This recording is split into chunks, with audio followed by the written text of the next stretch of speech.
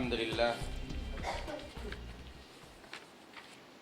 Wasyukuru lillah wa la na'budu illa iyyah Wassalatu wassalamu ala rasulillah Thumma amma ba'du. Hadirin hadirat, Alhamdulillah kita ucapkan tahmid kepada Allah atas segala nikmat dan karunia-Nya yang dianugerahkan kepada kita sehinggalah kita dapat dipertemukan kembali di majlis ilmu ini dalam keadaan sehat walafiat.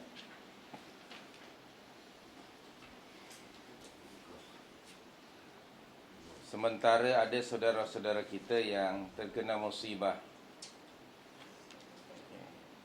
baik itu yang kecil maupun yang kesan dari musibah itu begitu besar.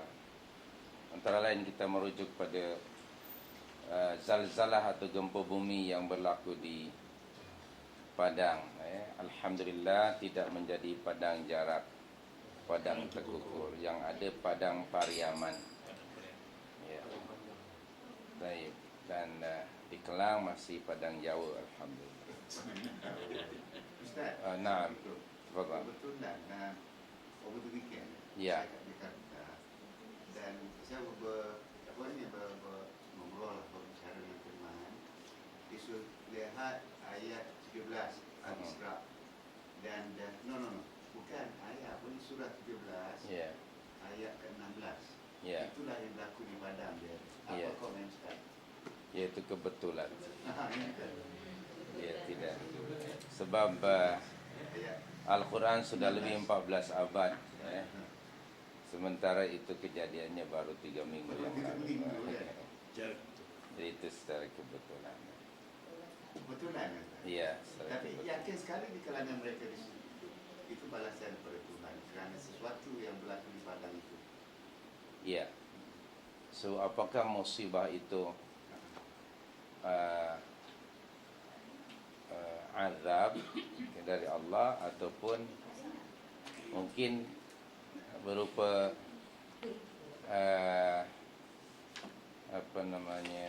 penebus dosa. Tapi Ustaz dia kata Ya. 17-16 artinya waktu yang berlaku gempa itu adalah waktu 17-16. Iya, benar.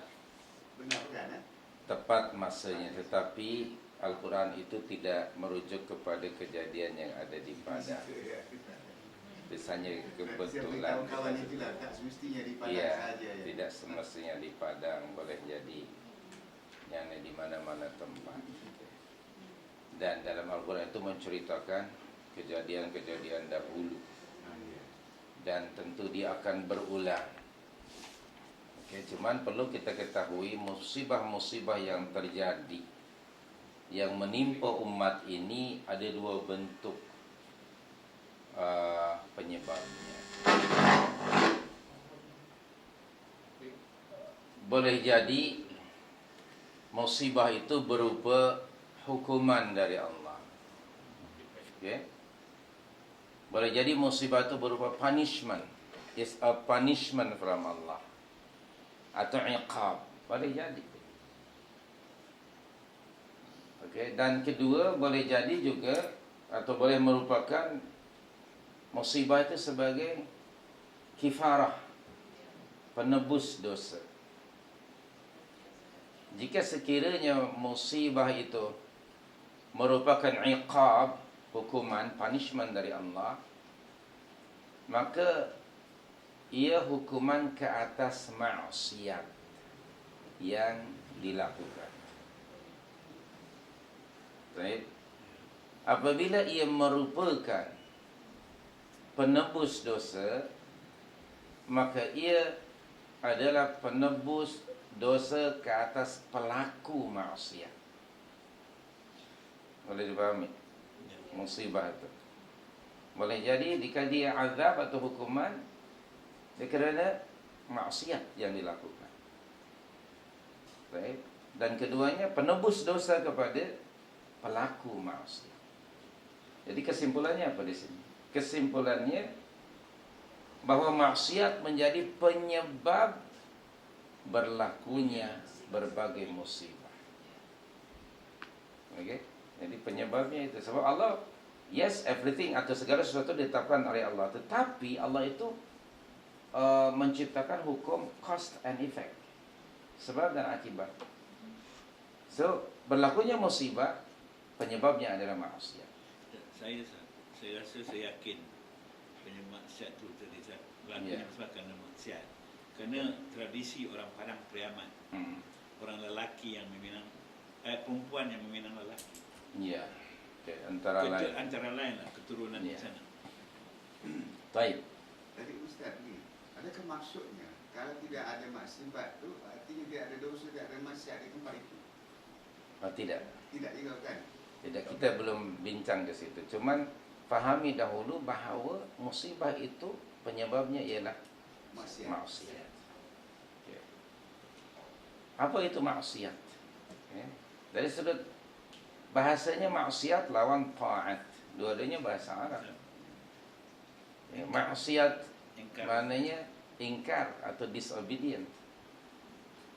Dalam bentuk meninggalkan yang diperintah atau yang disuruh dan melakukan mengerjakan yang dilarang. Itu umumnya maksiat itu seperti itu. Baik. Nah, meninggalkan yang diperintah dan melakukan yang dilarang, di dalamnya juga ada nanti manusia mengetepikan manhaj Rabbani dan mereka sudah membuat sistem sendiri dalam kehidupan mereka. Itu termasuk juga sebetulnya maksiat.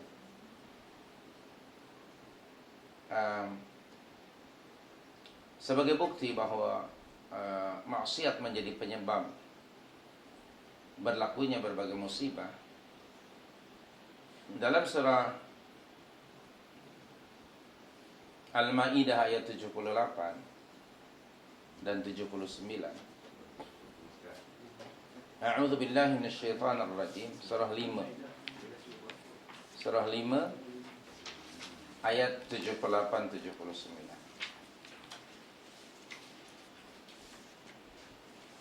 Lu'inal ladzina, betul tak? A'udzu billahi minasyaitonir rajim. Lu'inal ladzina kafaru min bani Israil ala lisani Dawud wa Isa ibn Maryam. Dzalika bima 'asaw wa kanu ya'tadun. Kanu la yatanahawna 'an munkarin fa'aluhu. Labi'sa ma kanu yaf'alun. Terjemahan makna ayat lebih kurang, lu'ina telah dilaknat, telah dikutuk, alladzina kafaru min bani Israel, orang-orang kafir dari Bani Israel, ala lisani Dawud wa Isa bin Maryam, melalui lisan Nabi Allah Dawud dan Isa putra Maryam alaihi wassalam.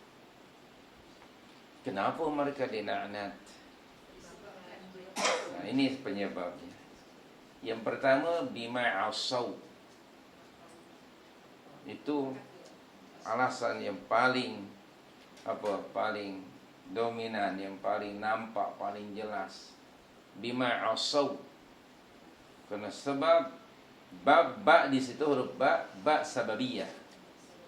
Kena disebabkan maksiat yang mereka lakukan. Tadi kita sudah sebutkan bahawa maksiat menjadi penyebab musibah. Ini antara dalil. Bima asaw. Kedua, wa kanu ya'tadun. Dan melampaui batas. Atau dalam bahasa hari ini kita sebut ekstrim. Sudah melampaui batas, hatta melampaui batas-batas kemanusiaan. Okay. Physically manusia, tetapi perangainya sudah melampaui batas. Dalam bahasa orang tua kita lama dahulu, orang tua kita, apabila adalah anak yang degilnya amat sangat, kadang-kadang keluar dari mulut ayah atau mak, engkau ni macam anak syaitan. Ada istilah itu. Ya. Untuk menggambarkan apa? Degil. Sudah over ya, melampaui batas. Walaupun kita tidak pernah mendengar syaitan memarahi anaknya yang degil, engkau ni macam anak orang. Kita tak pernah dengar. Tapi itu maknanya ungkapan yang sudah apa namanya? Ekstrim. Sudah ekstrim. Nah, itu disebut i'tida. Bima asaw wa kanu ya'tadun. I'tida maknanya melampaui batas-batas, hatta batas-batas kemanusiaan. Tidak ada perikemanusiaan dalam bahasa kita. Itu puncanya daripada isyan, daripada maksiat menuju kepada i'tida, melampaui batas. Sebab yang ketiga apa? Kanu la yatanahawna 'an munkarin fa'alu. Mereka itu dahulunya tidak saling mencegah perbuatan mungkar yang dilakukan oleh salah seorang atau kelompok di tengah-tengah mereka. La yatanahawna 'an munkarin fa'alu. Labi'sa ma kanu yaf'alun. Sungguh buruklah apa yang selalu mereka kerjakan. Allah lebih mengetahui di situ perbuatan maksiat itu sama ada dilakukan oleh individu ya, ataupun mungkin kelompok yang besar. Tapi isunya bahwa maksiat mengundang atau menjemput murka Allah. Itu isunya di situ maksiat ya. Nah, yang melakukan maksiat hari ini apakah hanya alladzina kafaru min Bani Israel? Kan tidak. Bani Melayu. Yang melakukan maksiat apakah hanya orang Al-Padangiyun? Kan tidak. Di dunia sekarang orang melakukan maksiat is quite common. Bila berlaku musibah-musibah itu, kita yang tidak kena musibah, what should we do? Jadi itu penting kita untuk mengambil pengajaran. Kena disebut bahawa orang yang akil, orang yang waras pikirannya, apabila tahu bahawa maksiat mengundang, menjemput musibah dan kemurkaan Allah, dia akan berundur dan berhenti dari melakukan maksiat. Itu rajulun yang akil seperti itu. Dia akan berhenti dan tidak akan melakukan maksiat. Karena dia tahu bahawa dia akan terkena akibat daripada maksiatnya. So dia akan berhenti. Nah, hendaknya setiap individu yang waras akalnya harus segera berhenti dari melakukan maksiat. Gantikan maksiat itu dengan ketaatan. Segera nastaghfirullah wa natubu ilaih yang sudah kita bincangkan dahulu tentang istighfar itu dan taubat kepada Allah. Kemudian orang yang berbahagia ialah orang yang mampu mengambil pengajaran untuk dirinya dari musibah itu. Dia mengambil mau'izah atau itti'az, maknanya mengambil pengajaran dari musibah yang menimpa orang lain sebelum musibah itu menimpa dirinya sendiri. Coba kita pikirkan. Okay, jadilah orang yang mampu mengambil mau'izah, pengajaran dari Allah untuk kebaikan kita. Jangan kita menunggu bila terhantuk baru tengadah. Too late. Afa amina ahlul qura ayyatiyahum ba'suna duha wa hum yal'abun. Apakah orang di negara itu, di negeri, di tempat itu merasa aman dari azab kami, padahal azab kami boleh datang kepada mereka di waktu duha, di ketika mereka sedang bermain-main, sedang beraktivitas. sedang leka. Ataupun awa amina ahlul qura ayyatiyahum ba'suna wa hum naimun. Adakah mereka merasa aman dari azab kami, padahal azab kami boleh datang di ketika mereka sedang tidur. Jadi kita jangan merasa aman min azabillah, dari azab Allah Subhanahu wa taala. Maka orang yang berbahagia, orang yang sa'id, ialah orang yang mampu mengambil pengajaran dari musibah yang menimpa orang lain sebelum musibah itu menimpa dirinya sendiri. Saya ingin merujuk kata-kata Abdullah bin Mas'ud radhiyallahu anhu. Dia kata, "As-sa'idu man itta'adha bi ghairihi." Orang yang berbahagia adalah orang yang mengambil pelajaran dari orang lain. Yang kena musibah sekarang penduduk di mana? Padang. Di Padang, di Sumatera Barat.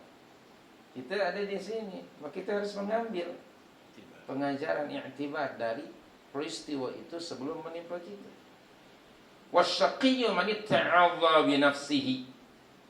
Sedang orang yang celaka adalah orang yang mengambil pelajaran dari dirinya sendiri. Dengan dirinya, syok sendirilah bahasa kita. Jangan sampai kita kemudian punya umpamanya pandangan musibah yang menimpa saudara kita itu, lalu kita memberikan komen-komen yang seolah-olah kita menghina mereka, lalu seolah-olah kita tidak kena, ataupun kita disayangi oleh Allah, kita sempurna. Sebab bentuk-bentuk musibah itu dalam bermacam-macam, tidak hanya satu sahaja. Nanti saya akan bagi Anda rujukannya di dalam Al-Qur'anul Karim. Jadi sekali lagi bahwa semua musibah diakibatkan dari apa? Maksiat. Daripada perbuatan maksiat. Okey? Itu kita harus memahami kaedah tersebut. Saya akan bacakan kepada Anda, berkongsi hadis Nabi sallallahu alaihi wasallam ini dari Abdullah bin Umar radhiyallahu anhuma, bahwa Nabi sallallahu alaihi wasallam bersabda, "Wahai orang-orang muhajirin, ada 5 perkara, jika kamu ditimpa 5 perkara itu, dan aku mohon perlindungan kepada Allah, semoga kamu tidak mendapatkannya ke-5 perkara itu." Apa dia 5 perkara yang Rasulullah mohon perlindungan kepada Allah agar tidak menimpa umatnya, terutamanya muhajirin? Yang pertama, apa kata Rasul? Tidaklah muncul, tidaklah berlaku perbuatan keji pada suatu masyarakat sehingga mereka akan melakukan perbuatan keji itu secara terang-terangan, melainkan akibatnya pasti akan tersebar berbagai penyakit-penyakit yang tidak pernah berlaku ke atas umat sebelumnya. Itu yang pertama. Apa maksiatnya? Berbuat keji atau fahisyah. Seperti apa termasuk keji? Bakhil, kedekut, selfish, zina, minum arak, berjudi, merompak, dan sebagainya. Itu kalimat fahisyah yang memberi impact negatif pada diri atau pada masyarakat. Itu disebut fahisyah. Terang-terang. Baik yang tersembunyi ataupun terang-terang. Kalau yang tersembunyi pada dirinya, impact negatifnya. Kalau terang-terang kepada masyarakat. Dan jika perbuatan fahisyah dilakukan secara openly, hingga mereka, manusia, tidak lagi ada perasaan segan silu dalam melakukan perbuatan fahisyah, pasti akan turun dari Allah akibat buruk yang akan menimpa mereka sebagai hukuman ke atas mereka. Apa dia? Akan muncul berbagai penyakit-penyakit yang tidak pernah berlaku sebelumnya. Bukankah kita sekarang? Saya akan bertanya kepada Anda, apakah perbuatan maksiat dan fahisyah sekarang ini berlaku? itu Anda tidak menjawab, maknanya tidak berlaku. Alhamdulillah. Berlaku. Fahisyah. Berlaku. Perbuatan bakhil ada tak? Ada. Orang yang selfish ada tak? Mementingkan diri. Individualistik ada tak? Ada kan? Yang melakukan zina ada tak? Ada.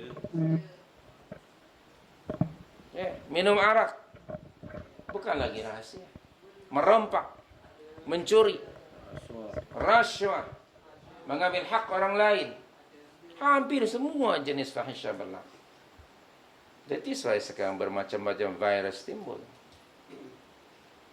Kita lihat dari sudut, bukan dari sudut scientifically ya. Kita harus melihat dari sudut agama kita lebih dahulu.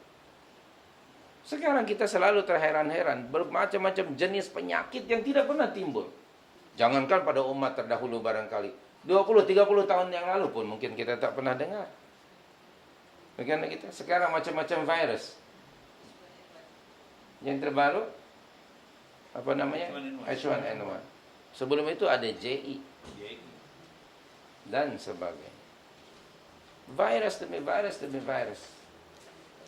Menakutkan. Dan ia bukan by coincidence. Ada hubung kait dengan karakter, aktiviti dan perbuatan manusia. Itu yang pertama. Oke. Kalau kita melihat fahisyah memang dahsyat hari ini. Dan di masyarakat kita bukan orang lain. Saya terbaca dalam surat kabar berita harian ke ataupun utusan di Putrajaya ada flat, dipanggilnya flat hijau.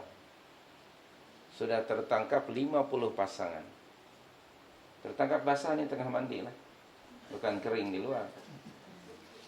Dan sudah terkenal di kalangan mereka yang menjadi pelanggan tempat itu. Itulah tempat mereka melakukan seks bebas, tidak mengenal masa. Dan kalau di Putrajaya, mostly siapa penduduknya? Melayu Muslim. Orang sudah banyak komplain di Putrajaya. Antara penghuninya ialah public servant dan orang luar, sebab flat itu boleh disewakan kepada orang luar. Anak-anak muda. Itu yang dilaporkan. Perbuatan zina ada yang dilaisenkan. Dari pukul barangkali 3 petang sehingga 12 tengah malam. Menurut lesen itu macam mana? Bolehkah atau tidak? Ditangkapkah atau tidak? Tidak ditangkap. Yang ditangkap dan diserbu selepas pukul 12 malam. Pernah baca itu dalam akhbar atau di TV kejadian itu? Biasanya tempat-tempat maksiat diserbu pukul berapa? 12 ke atas. Maknanya sebelum pukul 12? Astagfirullahaladzim. Kalau dilaisenkan maknanya halal. Bahkan menurut bahasa media massa ada judi haram. Kalau ada judi haram berarti ada judi halal. Apa maksud judi haram? Yang tidak ada laisen daripada pihak berkuasa tempatan. Yang ada laisen maknanya na'udzubillah. It's not a small matter. Tahlilu ma harramallah wa tahrimu ma ahallallah adalah syirik. Menghalalkan apa yang Allah haramkan atau mengharamkan apa yang Allah halalkan akan membawa kepada perbuatan syirik. Dalam surah 9 ayat 31. Karena hak menetapkan hadza halal wa hadza haram itu hak Allah. Ala lahul khalq wal amru fatabarakallahu ahsanul khaliqin.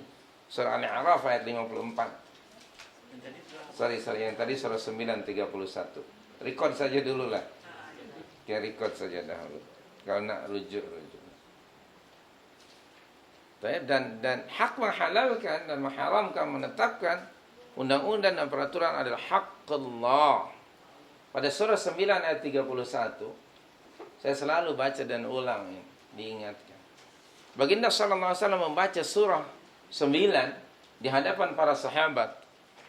Apabila sampai kepada ayat nomor 31, a'udzubillahi minasyaitonir rajim, ittakhadhu ahbarahum wa ruhbanahum arbaban min dunillah wal masih ibn maryam wa ma umiru illa liya'budullaha ilaha wahida. Bila sampai Nabi membaca ayat itu, seorang sahabat yang namanya Adi bin Hatim At-Ta'i radhiyallahu anhu, dia menginterap bacaan Rasul. Ya Rasulullah, ma kanu ya'budunahum. Ya Rasulullah, orang ramai, orang-orang Yahudi dan Kristen tidak menyembah pendeta-pendeta dan ulama-ulama mereka. So, di situ ada kalimat arbaban. Apa maksud arbaban? Rahib. La, arbaban. Rahib itu ahbar. Ittakhadhu, mereka mengambil rahib-rahib mereka dan pendeta mereka sebagai apa? Sebagai Tuhan-Tuhan. Selain daripada Allah. Arbaban is a plural of Rabbun. Rabbun bermakna di situ ialah yang berhak menetapkan undang-undang. Arbaban. Isu ayat itu ialah ada hubung kait dengan menetapkan undang-undang halal atau haram. Nah, orang-orang Kristen dan Yahudi memberikan hak menghalalkan dan mengharamkan kepada siapa? Kepada pendeta dan ulama mereka. Bahkan seolah-olah sehingga hari ini orang Kristen menganggap Pope itu sebagai ada attribute of God padanya, sehingga dia boleh memberikan apa saja, yakni apa command ataupun apalah kata-katanya menjadi undang-undang. Sampai ke peringkat itu. Nah, Adi bin Hatim mengatakan, "Maka ya'budunahum." Mereka tidak pernah menyembah pun ulama-ulama mereka. Waktu itu Adi bin Hatim At-Ta'i radhiyallahu anhu, dia baru masuk Islam. He was a Christian. Ada yang mengatakan he was a Jew. Dia mengatakan bahwa mereka tidak menyembah para pendeta mereka. Beliau pada ketika itu memahami ibadah itu dalam bentuk ruku' dan sujud sahaja. So he thought ibadah itu hanya ruku' dan Sujud. that is why dia mengatakan, dia kata orang ramai tidak ruku' tidak sujud kepada ulama-ulama mereka. Nabi bermaksud ibadah bukan itu. Apa kata baginda sallallahu alaihi wasallam?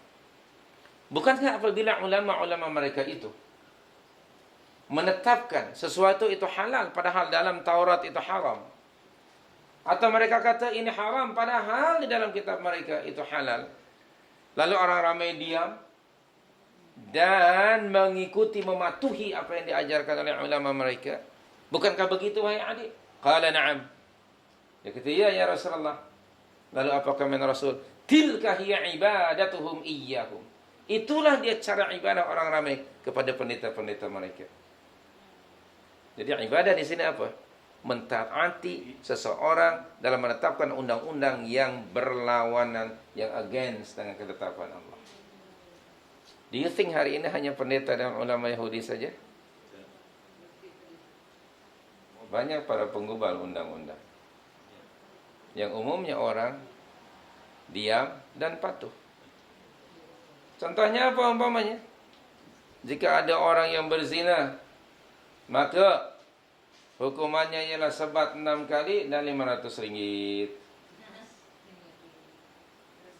Yang baru-baru ini siapa namanya? Kartika Soekarno Putri. Anak Soekarno itu. Oke? Bukan Megawati Soekarno Putri, ini Kartika Soekarno Putri. Itu barangkali dia punya kopinya, barangkali kita pun tak tahu. Nah, dia mengaku, dia kata please laksanakan undang-undang ke atas saya. Berapa undang-undang yang nak dilaksanakan yang diputuskan oleh Mahkamah Syariah? Hanya 6. Bukan undang-undang Islam. Menurut undang-undang Islam 40. Tidak ada tambahan yang lainnya. Yang 6 pun ramai orang yang menyanyi, especially your sister. Okay? Mereka against. Okay, it's not my sister, your sister. So, itu baru 6 pun. Kesana kemari. Itu bukan hukum Allah. Dan jika ia disabitkan dan dilaksanakan undang-undang itu, saya bimbang. Yang melaksanakan undang-undang itu atau yang mematuhi undang-undang itu, saya bimbang mengambil yang menetapkan undang-undang itu sebagai arbaban min dunillah. So, urusan undang-undang termasuk perkara dalam ayat-ayat muhkamat dan dalilnya qat'i. Dia tidak boleh diubah dan tidak ada seorang pun yang boleh interfere dalam ketetapan Allah. Even though Nabi sallallahu alaihi wasallam. Waktu mau orang biasa seperti kita umat. Dan di dalam undang-undang Islam dan dilaksanakannya tidak ada pardon, tidak ada konsep of pardon. Umpamanya sempurna ulang tahun saya ni, saya akan pardon you, saya kurangkanlah dari 6 sebatan jadi 1 sebatan. Atau saya bebaskan kamu. Do you think you are God kah? Tidak ada pardon di dalam undang-undang Islam. Siapapun. Seorang sahabat Nabi yang namanya Zaid bin Harithah, orang yang sangat disayangi oleh Rasul. Bapaknya dahulu anak angkat Rasul, anak muda yang disayangi oleh Rasul. Salah seorang perempuan dari kabilah dia mencuri dan disabitkan kesalahannya, mesti dipotong tangannya. Lalu keluarga perempuan itu dan kabilah itu, orang-orang besarnya segera mendatangi Zaid. Minta apa? Zaid, kamu kan ada kabel kepada Rasul. You kan kroni dia. Ada connection. Budak perempuan kan satu kabilah dengan you. Lagi dia dari keluarga bangsawan, orang yang terpandang. Betapa malunya jika tangannya mesti dipotong. Di mana kami nak meletakkan muka? Kan? Maka sampai bingung nak letakkan muka pun, padahal muka sudah ada. Buat apa nak diletakkan di mana-mana? Itu bahasa kita. Please datangi Rasul, mohon kepada baginda SAW untuk tidak dilaksanakan undang-undang. Saya kata, I'll try my best lah. Okay, datang kepada Rasul, disampaikan. Lalu baginda naik mimbar. Setelah bertahmid kepada Allah, memuji Allah, kata Nabi, ma balu qaumin yaquluna kadza wa kadza. Nabi itu kadang-kadang tidak indirectly kalau cakap. Apa yang akan berlaku kepada satu kaum yang mereka mengatakan begitu begini? Apabila orang mulia di antara mereka melakukan kesalahan, mereka bebaskan. Dan apabila orang-orang yang lain melakukan kesalahan, mereka kenakan undang-undang.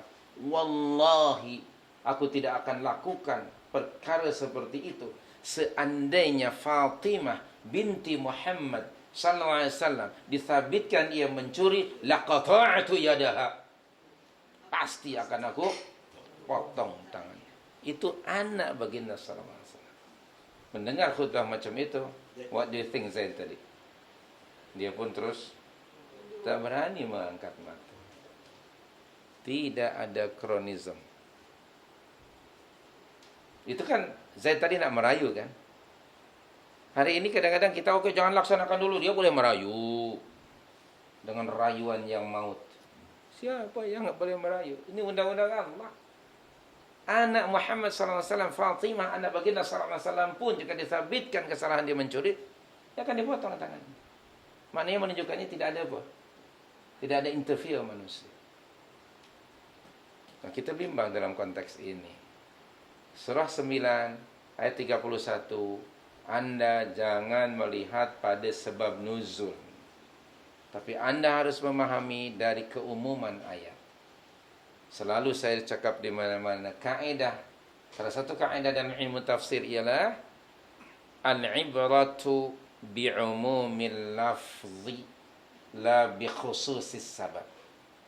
Pengajaran Al-Quran diambil dari keumuman ayat, tidak diambil dari sebab turun ayat. Kalau sebab turun ayat surah 9:31 tadi kepada siapa? Yahudi dan orang Nasrani. Barangkali kita akan merasakan it's not for me lah men. Itu untuk mereka. Maknanya apakah kita tidak kena? Andai kita harus mengambil pengajaran ayat itu, isi kandungannya ambil secara umum, maknanya untuk kita juga. Kalau dahulu di zaman itu mereka ittakhadhu ahbarahum wa ruhbanahum arbaban min dunillah, hari ini juga tetap berlaku. Dan saya pikir barangkali bukan hanya orang-orang Kristen dan Yahudi. Anda tadi sebut adat di Pariaman.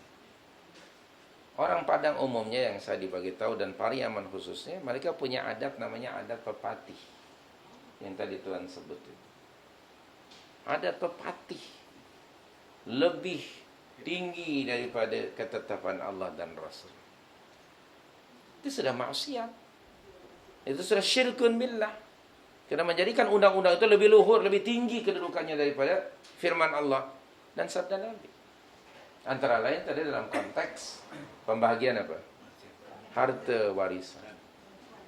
Yang menguasai adalah perempuan.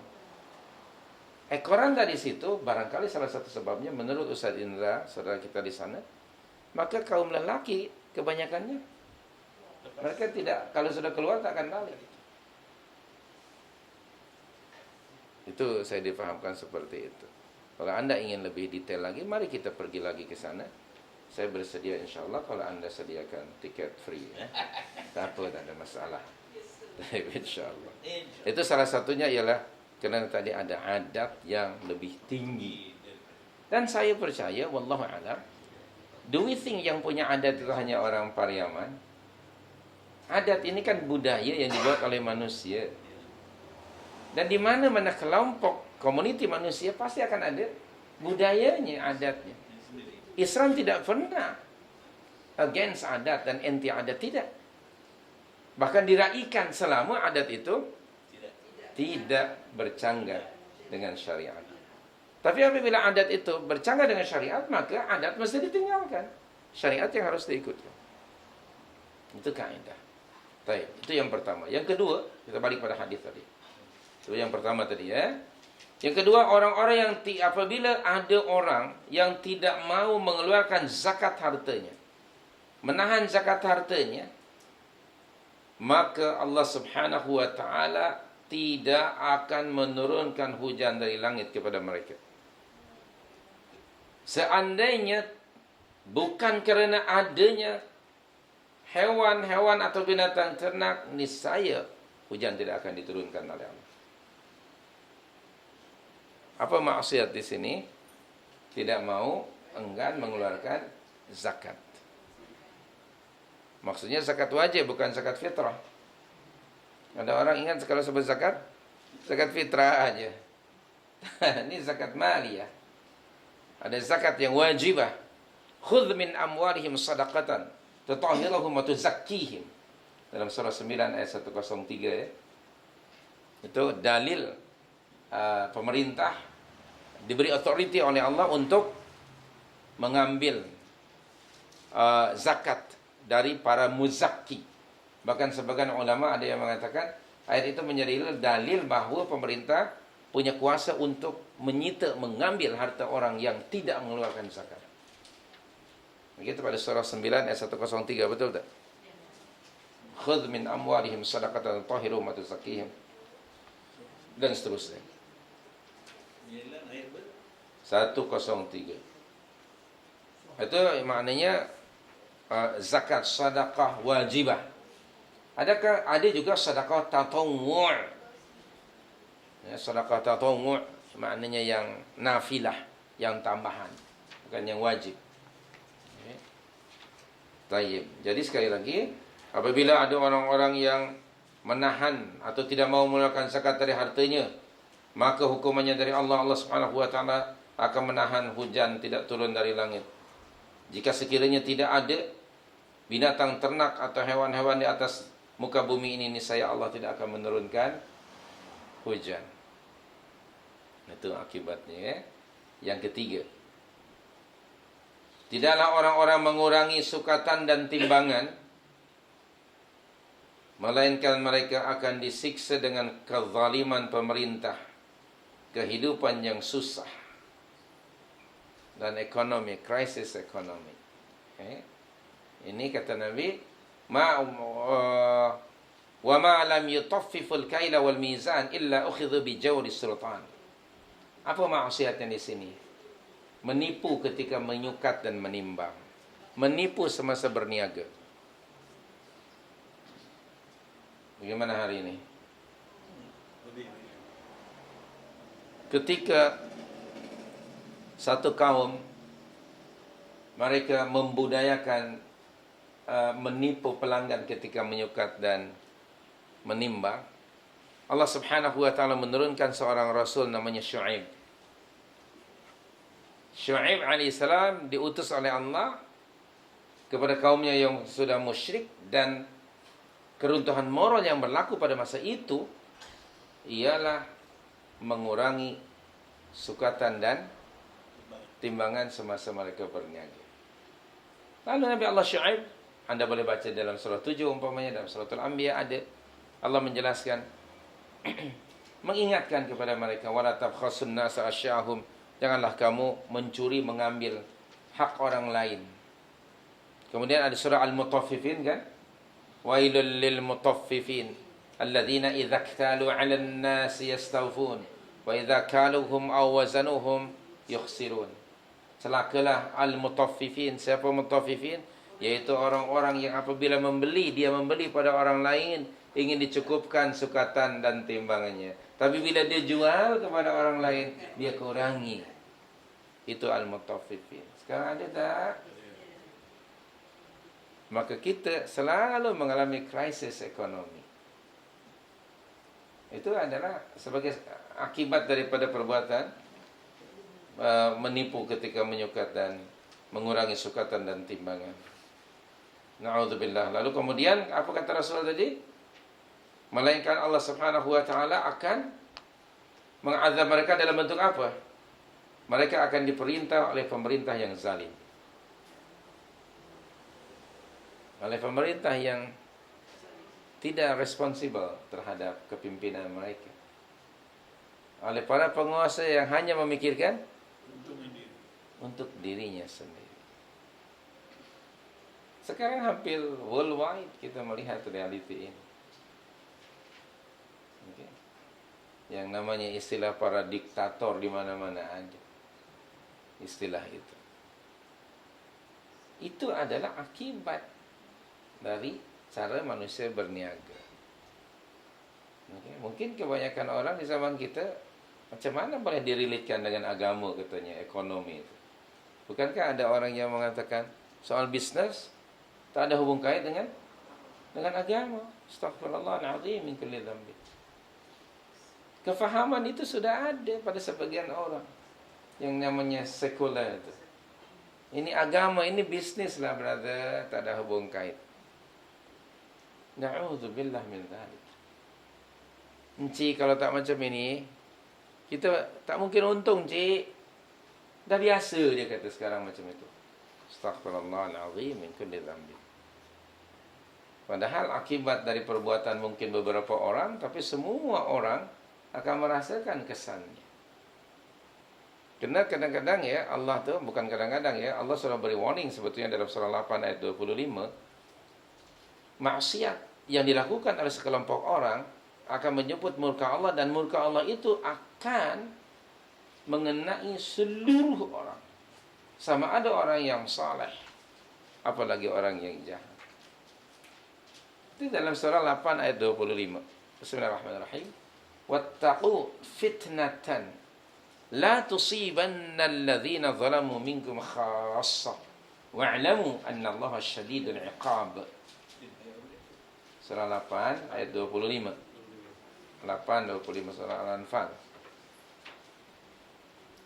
Apa terjemahan mana ayat?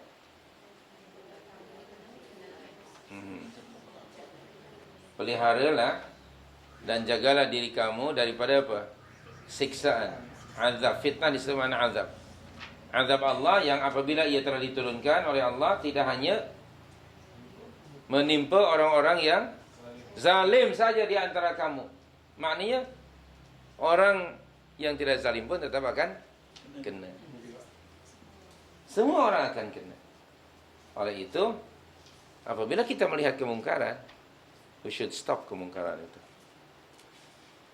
Kita tidak boleh membiarkan. Tadi baru kita baca surah Al-Maidah tadi ayat 78 itu kan, 79-nya tadi, yaitu mereka dahulu apabila salah seorang di antara mereka melakukan maksiat, dibiarkan saja. Tidak ditegur, tidak dinasihati, tidak diubah. Akibatnya turunlah azab Allah kepada semua orang. So, kalau ada maksiat, segera kita berbuat sesuatu. Kata Nabi SAW dalam hadis yang semua Anda sudah tahu, sesiapa di antara kamu melihat satu kemungkaran, maka ubahlah kemungkaran itu. Bagaimana caranya? Fabi yadihi. Ubah dengan tangannya. Fa in lam yastati', kalau ia tidak mampu maka ubah bilisanihi. Kalau ia tidak mampu, ubahlah dengan hatinya. Wa dzalika adhaful iman. Hadis masyhur dalam hadis 40 Nawawi. Maknanya kita punya tanggungjawab terhadap masyarakat untuk melakukan al-amru bil ma'ruf wan nahyi 'anil munkar. Saya selalu sebut kewajiban ini. Dalam kitab Riyadhus Shalihin volume yang pertama Anda cari bab kewajiban beramal ma'ruf nahi munkar. Okay. Antara lain saya akan bagi satu saja ayat surah 9 ayat yang ke-71. Surah 9 surah At-Taubah ayat 71. Wal mu'minuna wal mu'minat ba'dhuhum awliya'u ba'd ya'muruna bil ma'ruf wa yanhauna 'anil munkar wa yuqimuna as-salata wa yu'tuna az-zakata wa yuti'una Allah wa rasulahu. Okey. Surah yang ke-9 ayat 71. Betul tak? Ya. Baik. Itu kewajiban seorang muslim dan muslimah terhadap masyarakatnya, yaitu ya'muruna bil ma'ruf wa yanhauna 'anil munkar. Itu kewajiban kita. Dan aplikasi ayat itu mengikut istita'ah, mengikut kemampuan. Jangan membiarkan bila sebuah kemungkaran, suatu kemungkaran dilakukan secara openly dan dibiarkan, ia akan cepat merebak dan akan dilakukan oleh orang ramai. Sehingga tadi kata Rasulullah tidak segan silu. Kenapa? Tidak ada yang mencegah. Okay? Kita tidak boleh menjadi muslim yang memikirkan diri sendiri. It's not a good Muslim orang yang macam itu. The good Muslim ialah yang punya responsibility terhadap masyarakatnya. Itu tadi al-amru bil ma'ruf wan nahyi 'anil munkar. Umumnya kita belum melaksanakan kewajiban itu. Betul tak? Kena kita bimbang, orang kata bukan Allah kata. Aku bimbanglah, nanti apa kata orang? Nanti apa orang kata? Nanti aku akan dikata sebagai orang yang sibuk menjaga tepi kain orang. Padahal ada kalanya menjaga tepi kain orang itu wajib. Sekiranya kainnya itu koyak dan berlubang. Bagi tahu saudara, kain saudara itu koyak, nampak aurat, itu wajib. Yang pasti yang haram ialah menyelak kain orang. Itu memang haram. Okay? Itu memang tak boleh. Jadi amar ma'ruf nahi munkar ialah wajib. Astaghfirullahaladzim ya, kita bahkan ya termasuk kewajiban pemerintah Islam ialah amar ma'ruf nahi munkar.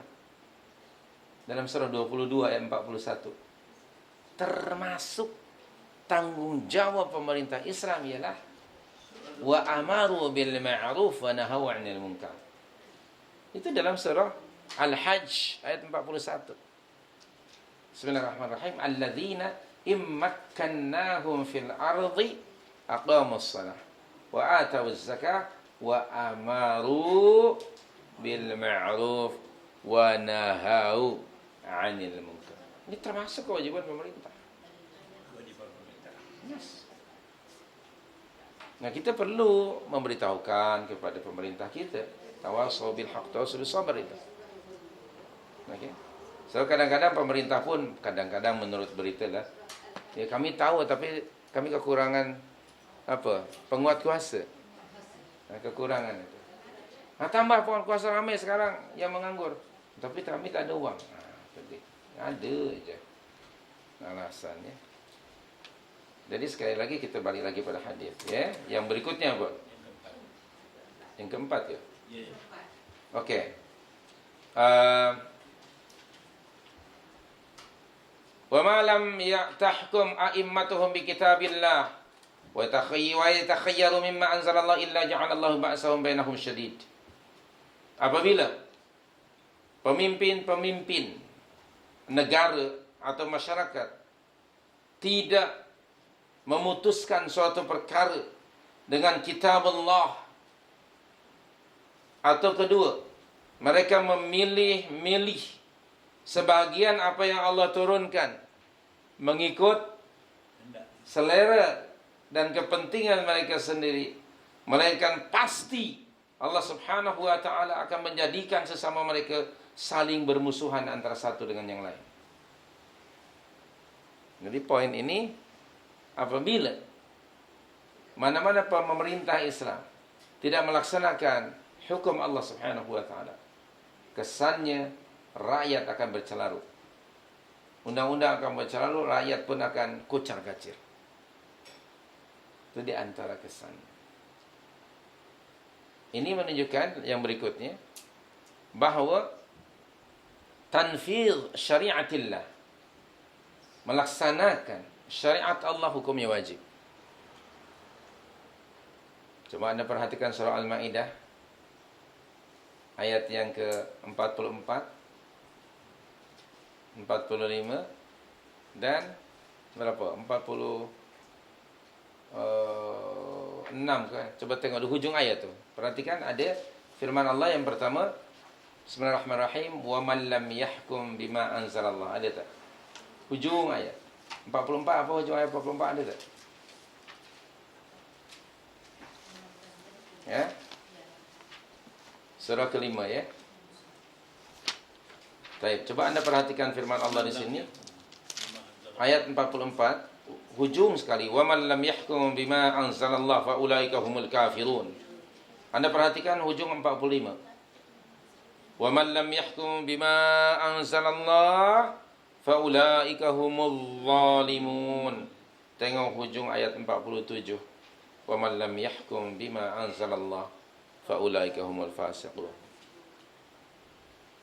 Ini ada warning dari Allah. Di sebalik warning ada kewajiban untuk melaksanakan undang-undang dan peraturan Allah Subhanahu wa ta'ala dalam kehidupan ini.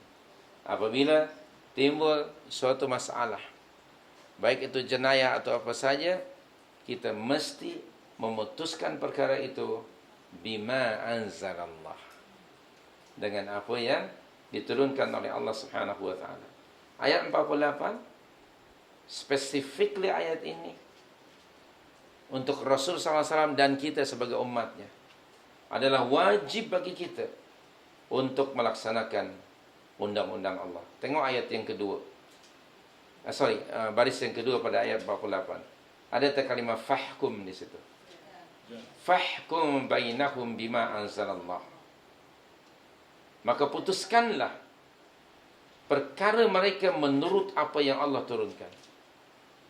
Nabi diperintah oleh Allah untuk memutuskan, memberi keputusan, to judge, to solve all the problem itu dengan apa yang Allah turunkan, yakni Al-Quran. Dan kedua ada larangan, wala tattabi' ahwa'ahum amma ja'aka minal haqq. Ini larangan keras sekali. Dan janganlah kamu ya Muhammad mengikuti hawa nafsu mereka dengan meninggalkan kebenaran yang telah datang kepada kamu. Apa mengikuti hawa nafsu di sini? Kamu mengikuti undang-undang mereka. Kamu ketepikan undang-undang Allah. Itu maksud mengikuti hawa nafsu mereka itu. Kamu sudah tahu datang kepada kamu al-haq dari Allah, tapi kamu tolaknya kerana kamu mengikuti undang-undang ini dibuat oleh manusia. Wajib ini. Kalau kita bincang undang-undang, astagfirullahaladzim, hampir tidak ada umat Islam melainkan semuanya terkena. None of umat Islam barangkali, especially in this region. Hanya tentu saja nanti degree dosanya yang berbeza. Hampir tidak ada. Semua kita kena. Apalagi sistem pembelajaran saya waktu kecil, tidak pernah didedahkan kewajiban melaksanakan undang-undang Islam. Ada pernah hukum jenayah belajar dahulu? Tak ada. Kita hanya belajar fiqih yang begitu very narrow. Batal tak batal, batal tak batal, itu saja. Betul tak? Tiap pertanyaan sama pertanyaannya. Oke, batal tak kalau saya tidur? Wudhu saya batal tak? Dibincangkan tidurnya macam mana oleh para ulama. Habis untuk membincangkan satu bab itu. Padahal ini perintah dari Allah. Anda perhatikan ayat 49. Wa anihkum bainahum bima anzalallahu wa la tattabi' ahwa'ahum. Tengok, second time Allah mengingatkan baginda to emphasize that it is obligatory untuk melaksanakan dan memutuskan segala masalah umat dengan apa yang Allah turunkan. Hari ini kalau kita baca Al-Quran, we do not implement ayat Al-Quran. Dalam surah Yasin Anda tidak akan menemui undang-undang Allah yang ada hubungan dengan jenayah. Surah Yasin menceritakan tentang 3 komponen penting. Konsep believe in oneness of Allah, believe in the hereafter, dan we have to believe in the messengership of Muhammad SAW. Itu saja. Dia kaedah asas, belum masuk dalam syariat, dalam bentuk undang-undang. Maka itu kita hobi baca surah Yasin. Karena memang tak ada undang-undang, relax.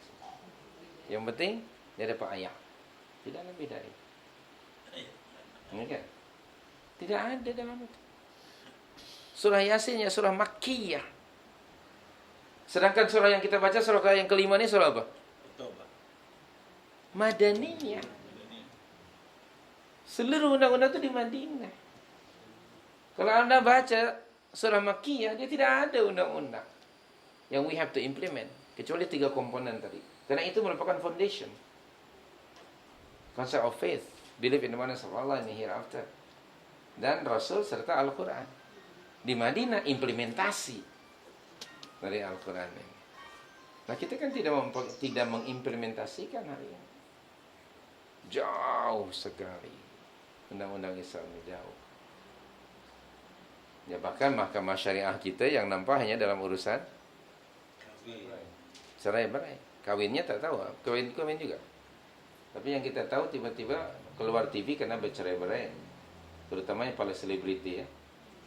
Selebriti ini memang terus-terusannya menjadi bahan berita. Bangga pula ya. Na'udzubillah. Jadi Anda tengok ayat yang ke-50, inilah kesimpulannya. Afa hukmal jahiliyyati yabghun.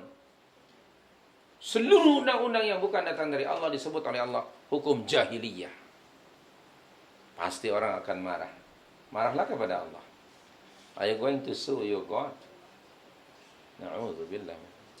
Seluruh undang-undang yang dibuat oleh manusia, baik itu muslim atau kafir, hukum jahiliyah.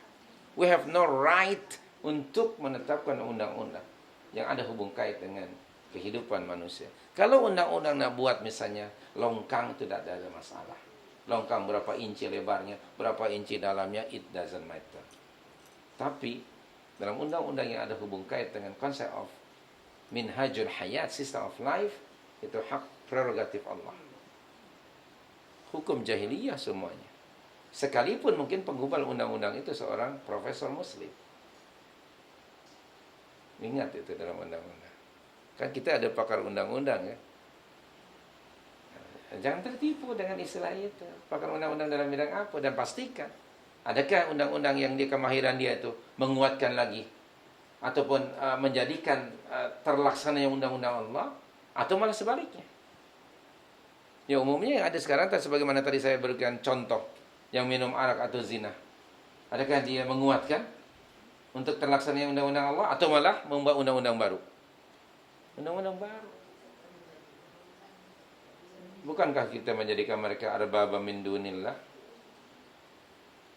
Isu ini memang sangat sensitif dan tidak pernah jarang disinggung oleh orang.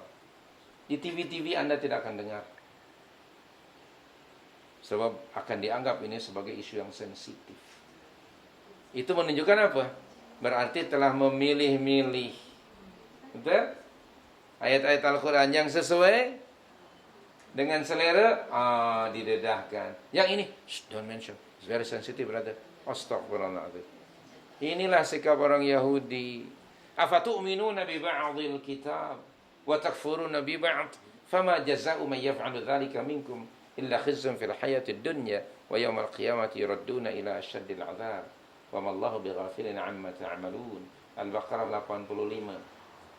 Di tengah-tengah ayat Al-Baqarah 85. Kenapa kamu beriman kepada sebagian isi kandungan Al-Quran and you reject the rest? Tengok. Bukankah ini sekarang berlaku? Memilih-milih tadi. Memilih-milih ayat Al-Quran mana yang sesuai, dia ambil. Mana menurut dia, anggapan dia tidak memberi mileage, dia tolak. Na'udzubillah. Dahulu yang melakukan itu orang Yahudi ahlu Taurat. Hari ini ahlul Quran, termasuk kita. Astaghfirullahaladzim. Allahumma ighfir lana ya karim. Semoga Allah mengampunikan kita. Terlalu banyak dosa kita. Okay? Terlalu banyak. Wa man ahsanu minallahi hukman liqaumin yuqinun. Dan hukum siapakah yang lebih baik daripada hukum Allah bagi orang yang yakin? Menunjukkan kalau orang yang menolak atau mengingkari dan mengetepkan undang-undang Allah, berarti dia belum yakin dengan undang-undang Allah. Dan ketiadaan keyakinan akan menjejaskan iman. Jadi itu ada related ya. Dan kemudian yang kelima ya. Di dalam riwayat yang lain ya, disebutkan tentang tahkim itu.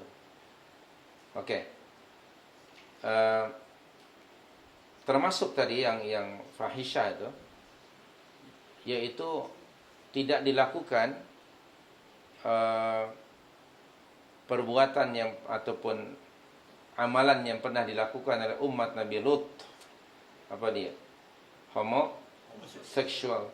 Melainkan pasti Allah Subhanahu wa ta'ala akan menurunkan ya wabah penyakit, yaitu ta'un dan penyakit-penyakit lainnya yang tidak ada pada orang-orang terdahulu sebelum kamu. Jadi homoseksual dia secara spesifik disebut. Padahal itu termasuk fahisyah kan? Hari ini macam mana homoseksual? Oh, ada banyak. Pada hari apa itu? TV kita memberitakan di Jalan Imbi ke Jalan Imbi rasanya. Ada klub gay ni, gay punya klub. Anak-anak gay punya klub ini 95% budak Melayu. 95%. Dan serbuan itu pernah dengar nama Perkid, NGO Perkid. Okey, itu dakwah Selangor itu. Dialah yang selalu turun, mereka lah yang selalu turun ke bawah. Termasuk tadi ada klub khusus gay hanya Malay saja. Yang punya klubnya siapa? Ya tentu saja orang non-Muslim. Di dalam ada apa? Maksiat macam-macam. Bahkan sudah ada di negara tertentu mereka kaum gay ini minta diisytiharkan. Dan ada undang-undang dan boleh mereka kawin antara satu dengan yang lain. Kambing pun tak macam itu. Kambing pun tahu mana yang jantan, mana betina. Dahsyat betul manusia. Melayu yang otomatis Muslim. Luar biasa umat. Dahsyat keruntuhan moral. Ramai banyak. Bahkan ada lesbian lawannya kepada. Tidak mau kalah wanita pun sebab mereka ingin berdiri sama tinggi, duduk sama rendah. Kalau lelaki ada gay, kita pun ada lesbi barangkali. Na'udzubillah. Kucar kacir, rosak umat. Maka macam-macam keruntuhan moral dan azab dari Allah berlaku. Nah, saya ingin mengingatkan bahawa azab Allah ada 3 macam azab Allah. Ekoran dari hadis tadi ya. Azab Allah tu coba anda rujuk dalam surah 6 ayat 65. Bismillahirrahmanirrahim. Qul huwal qadiru ala an yab'atha 'alaikum 'adzaba. First, min fawqikum. Kedua, wa min tahti arjulikum. Yang ketiga, tadi dalam hadis ini pun juga disebut, au yalbisakum syi'a wa yudhiqa ba'dukum ba'sa ba'd. Okey. 3 jenis di sini. Qul, katakanlah wahai Rasul kepada manusia, sampaikan kepada manusia. Huwa, dialah yakni Allah, al-qadir ala an yab'atha 'alaikum 'adzaba. Dialah Allah yang maha berkuasa untuk menurunkan azab ke atas kamu. Ada berapa jenis azab? 3. Yang pertama, azab itu turun dari mana? Dari atas kamu. Berupa apa? Hujan. Baik hujan batu kok, hujan lebat, puting beliung, ribut, petir, segala macam. Kita baru-baru ini menyaksikan ini. Hampir serentak di Filipina ada puting beliung. Di mana yang Vanuatu atau mana satu di Asia? Yang baru-baru ini kena tsunami itu? Samoa kena, semua kena. Dari situ ada earthquake. Itu dari atas. Kemudian dari bawah kaki kamu berupa apa? Gempa bumi. Berlaku. Yang ini menurut saya, Anda jangan ikut ya. Saya dapat lihat, kita melihat melalui media massa, kengeriannya pun kita dapat merasakan. Semua orang dapat merasakan. Mungkin seketika kita terperangah dan kemudian terperanjat dan kita bimbang. Hanya seketika. Itu boleh nampak. Tapi azab yang ketiga, which is actually lebih teruk dari yang first and second, tetapi kebanyakan manusia tidak sedar. Apa azab yang ketiga? Atau yalbisakum. Okay, apa ayat yang ketiga? Atau Allah menjadikan kamu menjadi kelompok-kelompok dan puak-puak, antara satu puak dengan puak yang lain, saling cantas mencantas. Curiga mencurigai, tidak saling percaya. Dalam hatinya nih, aku hari ini aku berkawan dengan dia, jangan-jangan esok dia lawan aku. Ada orang mengatakan, apa katanya? Dalam dunia kita nih, menurut mereka, tidak ada kawan selama-lamanya dan tidak ada lawan selama-lamanya. Pernah dengar kata-kata itu? Na'udzubillah. Jadi hidupnya akan selalu dalam keadaan apa? Tidak saling mempercayai. Saya sekarang berkawan dengan dia, jangan-jangan esok dia melawan aku. Sebelum dia melawan aku, baik aku cantas dahulu. Berlaku tak? Na'udzubillah. Dalam dunia apa saja hampir berlaku sekarang. Dan ini tidak disedari. Betul? Tapi kesannya manusia, masyarakat, kocar kacir, tidak saling mempercayai dan tidak harmoni. We don't trust each other. Dan puak, macam-macam puak, mengikut kepentingan masing-masing. Na'udzubillah. Nah sekarang dunia pun sudah ada kelompok-kelompok. Kita di sini ada ASEAN. Di Eropa ada kelompok European, EU. Di Amerika pun ada kelompok Amerika Utara, Amerika Selatan. Dan begitulah mungkin di Asia Timur, Asia Selatan. Manusia sudah berkelompok-kelompok. Apakah membawa manfaat? Bukankah kadang-kadang saling mencurigai? Nah itu dalam konteks yang luas. Jangan terlalu luas lah. Dalam skop yang kecil macam kita. Kadang-kadang mungkin dalam satu negara pun seperti itu. Ada puak dan kelompok masing-masing punya kepentingan. Ada istilah cantas mencantas. Ada istilah potong kiu. Okay, betul? Macam-macam lah istilahnya. Yang menunjukkan tidak ada keharmonian. Orang ya nampak lahiriah sajalah. Lahiriahnya oke. Jom kita makan, siapa orang yang nak menolak makan? Umumnya orang disuruh makan mesti semangat lah. Mereka makan semua, oh satu tent, semua orang macam-macam, putih, hitam, biru, macam-macam colorful. Ya, untuk makan aja lah. Kadang-kadang yang sama warna pun, okay, tidak saling mempercayai. Kadang ada orang datang misalnya dengan kawan kita, mungkin kita akan panggil kawan kita, mas, apa dia? Siapa? Siapa? You jangan sembarangan bawa orang. Siapa dia? Astagfirullah. Padahal tadi saudaranya mengucapkan Assalamualaikum. Tidak cukup Assalamualaikum, tapi dia tetap curiga dan takut kepada orang. Jangan-jangan dia ada maksud tertentu. Kita sekarang hidup dalam ketakutan kan? Apalagi kalau disebut ada SB. Orang akan takut. Padahal itu Sofwan Badri. SB itu Sofwan Badri. Yang takut sangat itu buat apa? SB datang, kita pun terus. Sofwan Badri. SB. Ini kenapa sampai ke peringkat itu? Okay. Dan kadang-kadang ada orang yang memang planted di satu tempat untuk mengacau. Padahal dia Muslim juga.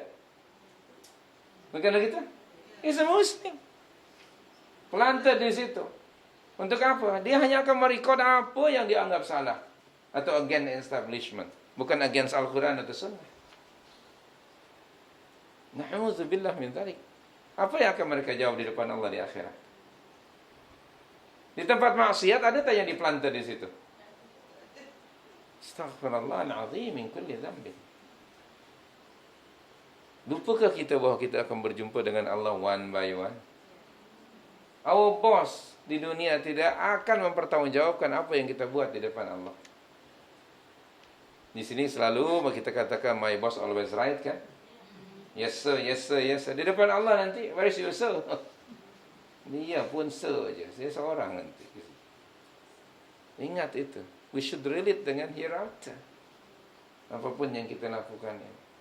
Kalau sesama Muslim saling curiga-mencurigai, saling mengambil informasi untuk menjatuhkan saudaranya seagama, adakah itu bukan azab? Tetapi orang tidak sedar. Kenapa? Karena tidak nampak kesan damage-nya itu. Karena kita umumnya melihatnya keruntuhan bangunan atau bumi merekah. Itu yang namanya musibah. Padahal ada musibah yang tidak berupa seperti itu. Au yalbisakum syi'a wa yudhiqa ba'dukum ba'sa ba'd. Itu lebih menakutkan sebenarnya. Dan umat Islam hari ini barangkali dalam sejarah yang saya tahu, sejak March tahun 1924 tidak lagi bersatu umat ini. Itu kan jatuhnya Empire Uthmaniyah. Bukan begitu? Sehingga hari ini kita tidak bersatu. Bagaimana nak bersatu sedangkan kita saling curiga-mencurigai antara satu negara dengan negara yang lain, walaupun kita ada OIC. Okay. Ada organisasi namanya OIC. Selalu bergaduh. Baik. Jadi sekali lagi ini ingatan kepada kita. Nah, bagi kita yang tidak terkena musibah, ambil pengajaran. Dan dalam hadis yang lain saya ingin baca maknanya ya. Jika kamu berjual beli dengan inah. Bai'ul inah itu maknanya apa? Unsur riba. Jika kamu terlibat dengan jual beli inah yaitu riba, keduanya kamu mengikuti ekor-ekor lembu. Apa maksudnya di sini? Maksudnya kamu terlalu mengutamakan kehidupan dunia. Oke, dunia. Kemudian dan kamu meninggalkan jihad.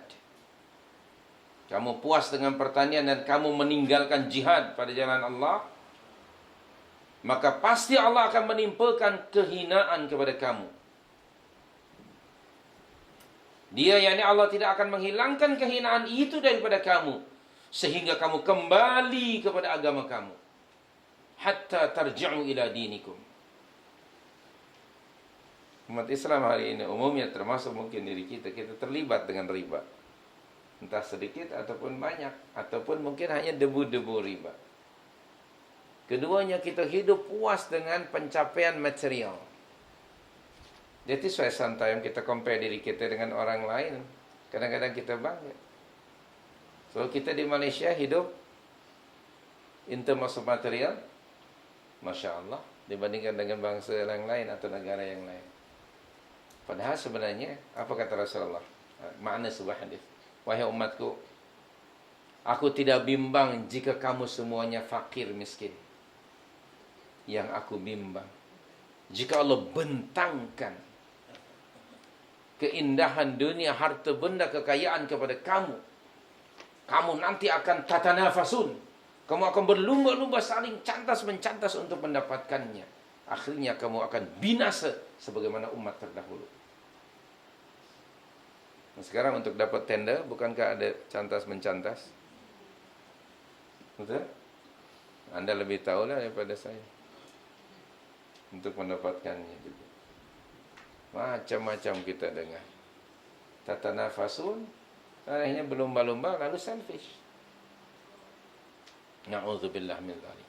Jadi tidak ada jalan keluar dari kehinaan itu, dan realitinya umat Islam sekarang dihina. Dihinakan oleh Allah, bahkan oleh musuh-musuhnya. Umat Islam yang terakhir jumlahnya 1.57 billion. Tapi begitu hina. Antara lain, umat Islam belum mampu memenuhi keperluan dirinya sendiri. Jangan jauh-jauh lah ya. Kita sekarang hari-hari perlu gula. Bila gula dia pegang, dia tutup, saya apa yang berlaku dengan kita? Malang kabut. Siapa? Raja gula. Bukan kita. Barangkali kita raja sakit gula, iyalah. Yang pakai penyakit gula, tapi yang raja gula, Dia tak sakit. satu jenis saja kita tidak mampu memenuhi. Belum lagi yang lainnya. Di sini kita neglect sebetulnya. Saya melihat sekarang kita nak makanan yang halal. Siapa yang memproduk yang halal? Saya pernah pergi ke exhibition halal, kelas dunia. Majoritinya dalam booth itu bukan orang Muslim. Bangsa tak kira, yang penting Muslim kan atau bukan. Bahkan seorang pengekspor daging dari India, hampir tiap hari ke tiap bulan 300 kontainer datang ke sini. Dia bertanya kepada saya, why tidak ada Muslim, even one person from this country, dia kata, yang deal with us.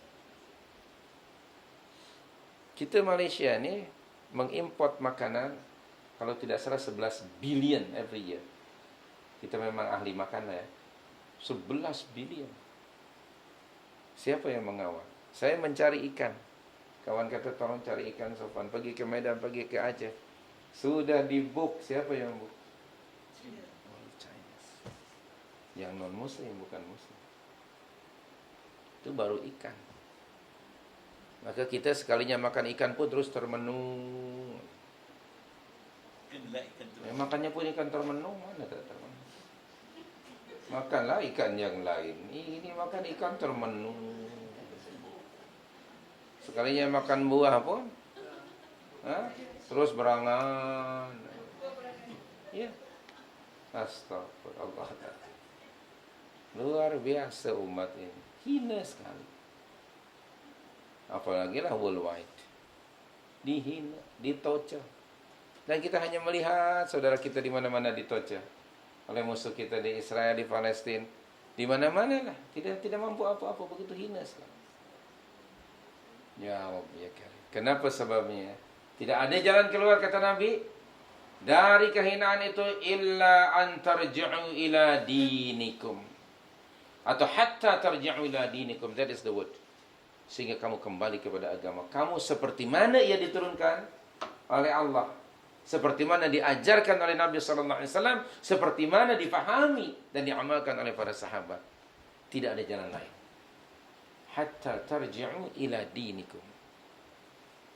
Umar radhiyallahu anhu mengatakan antara lain, dahulu kami adalah bangsa yang hina, yakni orang Quraisy. Lalu datang Islam kepada kami. Lalu Islam yang memuliakan kami. Barang siapa yang mencari kemuliaan selain daripada Islam, pasti Allah akan menghinanya. Pasti Allah akan hinakan. Dan khusus untuk kita orang Melayu, bagi pandangan saya mungkin salah. Di Semenanjung kalau orang Melayu, bukan hanya yang berbudaya Melayu, bukan hanya yang bercakap berbahasa Melayu. Kalau hanya bercakap bahasa Melayu, bukankah ada saudara Sami Velu pun bercakap bahasa Melayu? Kemudian Lim Kin Siap pun juga bahasanya bahasa Melayu, bukan bahasa. Ataupun budaya, antara lain apa? Pakai songkok. Bukankah Sami Velu juga apabila masuk ke jadi kabinet dia pun pakai songkok? Itu kan budaya. Atau makan lomang yang ponah, ataupun makan apa-apa, bukankah dia juga makan? Bahkan kalau kita ada orang putih, kita ajar dia buat ketupat, makan budu, you are Malay already man. Maksudnya ikut budaya. Tetapi dia ada satu syarat. Apa dia? Muslim.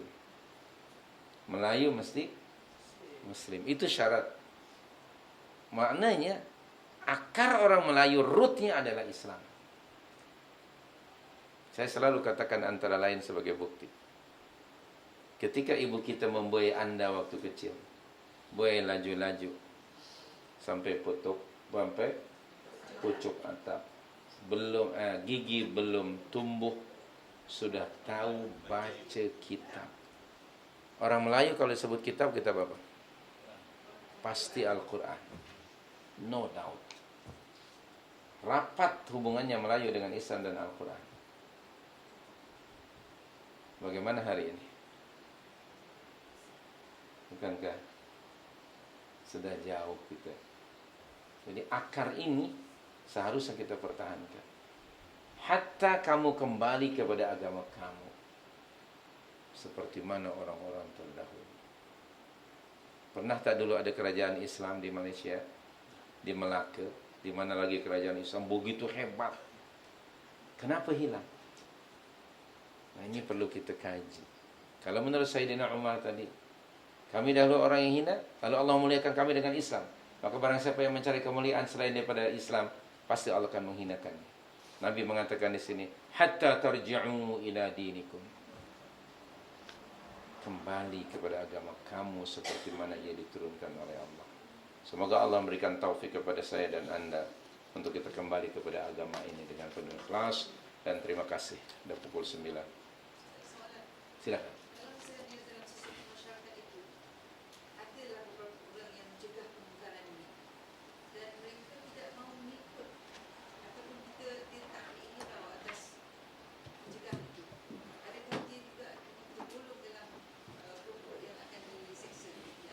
Okey.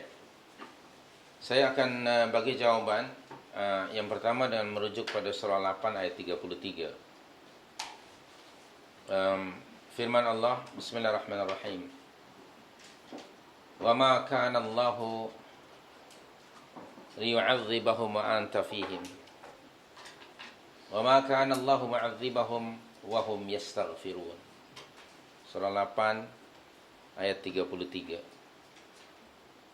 Dan Allah sekali-kali tidak akan mengazab mereka selama mana kamu ya Muhammad berada di tengah-tengah mereka. Ini kemuliaan baginda sallallahu alaihi wasallam. Selama Rasul masih ada, Allah tidak akan mengazab. Kita sekarang sudah ditinggalkan oleh baginda sallallahu alaihi wasallam. Maka second part of that ayat is ours. Apa Allah berfirman? Wa ma kana Allahu mu'adzibahum wa hum yastaghfirun.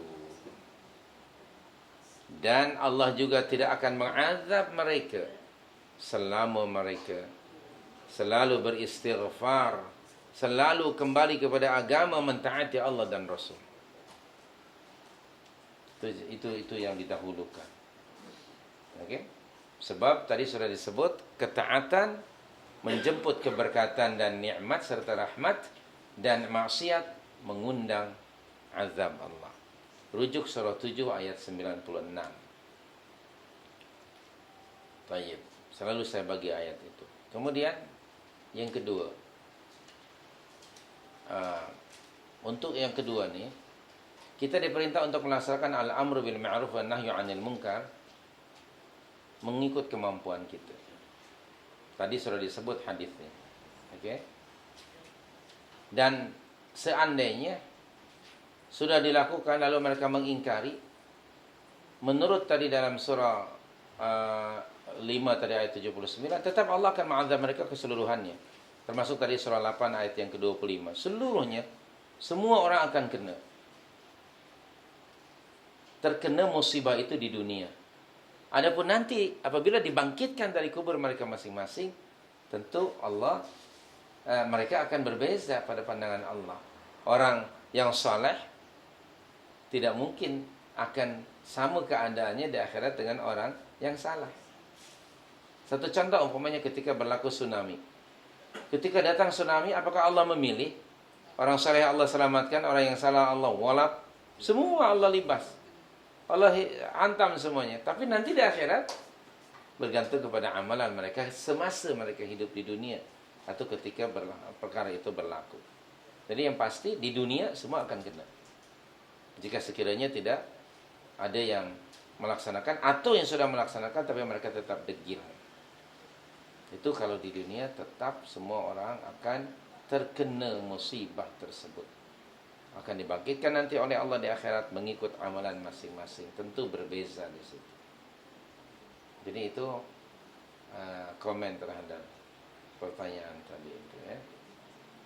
Dan ya kita ataupun orang yang melakukan al-amru bil ma'ruf wan nahyu 'anil munkar, maka dia akan mendapatkan pahala pada sisi Allah jika sekiranya dia ikhlas untuk melakukannya.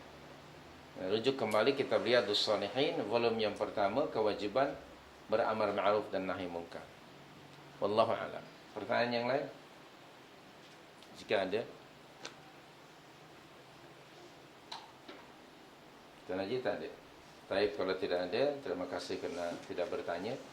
So, kita akan tutup majlis ini dengan bacaan tasbih kifarah. Subhanaka Allahumma wa bihamdika ashhadu an la ilaha illa anta astaghfiruka wa atubu ilaika wa sallallahu wasallam ala nabiyyina Muhammad wa ala alihi wa sahbihi ajma'in wa akhiru da'wana alhamdulillahi rabbil alamin. Wassalamu alaikum.